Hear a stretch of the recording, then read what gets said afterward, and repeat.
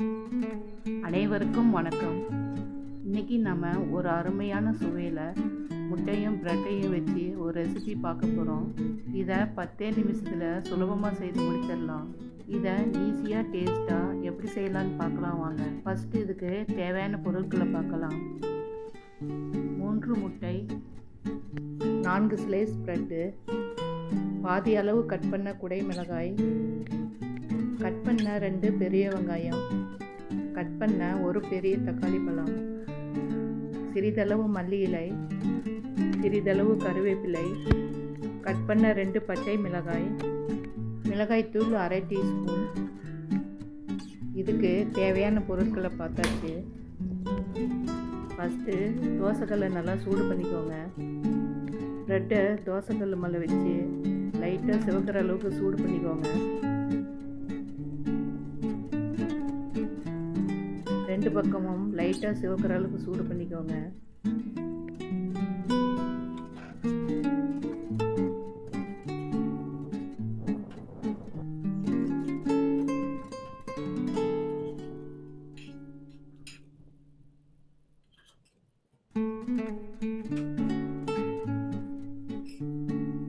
இப்போது ப்ரெட்டு லைட்டாக சிவந்து வந்துடுச்சு, எடுத்துடலாம்.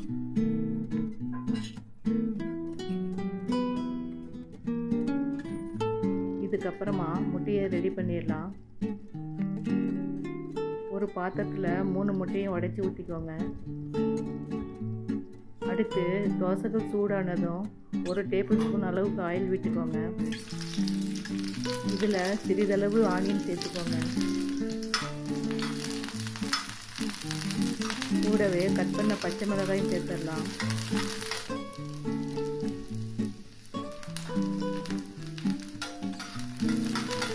இதை 1 நிமிஷம் வதக்கி விட்டால் போதும்.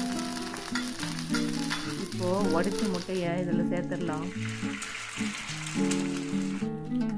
இதில் ஒரு பிஞ்சளவுக்கு உப்பு சேர்த்துக்கோங்க.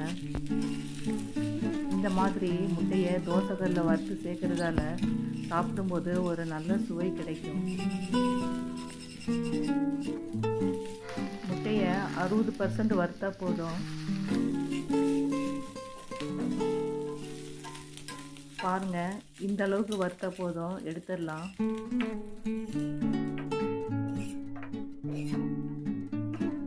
இதுக்கப்புறமா கடாயில் 4 டேபிள் ஸ்பூன் அளவுக்கு ஆயில் விட்டுக்கோங்க. ஆயில் சூடானதும் கட் பண்ண வெங்காயத்தை சேர்த்துடலாம்.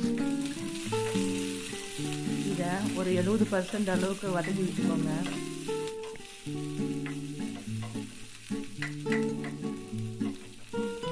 இதுக்கப்புறமா சிறிதளவு கருவேப்பிலை, சிறிதளவு மல்லி இலை சேர்த்துக்கோங்க.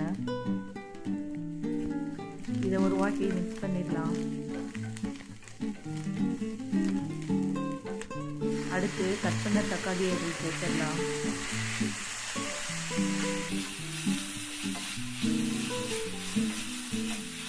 தக்காளியை ஒரு 70% அளவுக்கு வதக்கி விட்டுக்கோங்க. இதுக்கப்புறமா தேவையான அளவு உப்பு சேர்த்துக்கோங்க.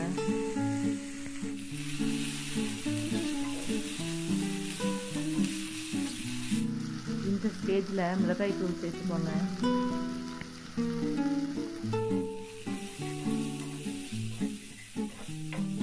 அடுத்து கட் பண்ண குடை மிளகாய் சேர்த்துடலாம். இதை எல்லாத்தையும் சேர்த்து ஒரு வாட்டி நல்லா மிக்ஸ் பண்ணி விடுங்க. இந்த ஸ்டேஜில் வறுத்து வச்ச முட்டையை சேர்த்துக்கோங்க.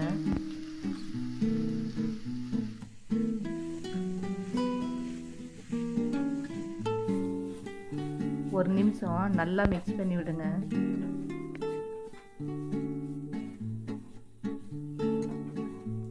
அடுத்து கட் பண்ண ப்ரெட்டை இதில் சேர்த்துடலாம். எல்லாத்தையும் சேர்த்து நல்லா கலந்து விடுங்க.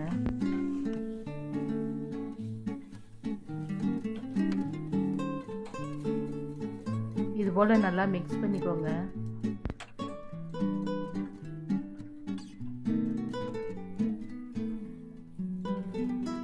இப்போது ப்ரெட்டு முட்டை மசாலா சூப்பராக ரெடி பண்ணியாச்சு. இதை காலை டிஃபனாகவும் சாப்பிட்லாம், ஈவினிங் ஸ்நாக்ஸாகவும் சாப்பிட்லாம். ரொம்பவும் அற்புதமாக இருக்கும். இதை ஒரு பிளேட்டுக்கு சர்வ் பண்ணிடலாம்.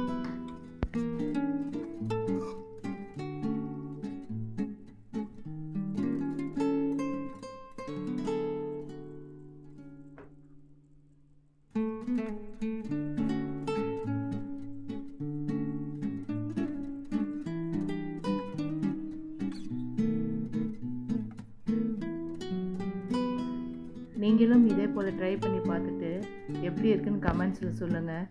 லைக் பண்ணுங்கள், ஷேர் பண்ணுங்கள், சப்ஸ்கிரைப் பண்ணுங்கள். தேங்க்யூ ஃபார் வாட்சிங்.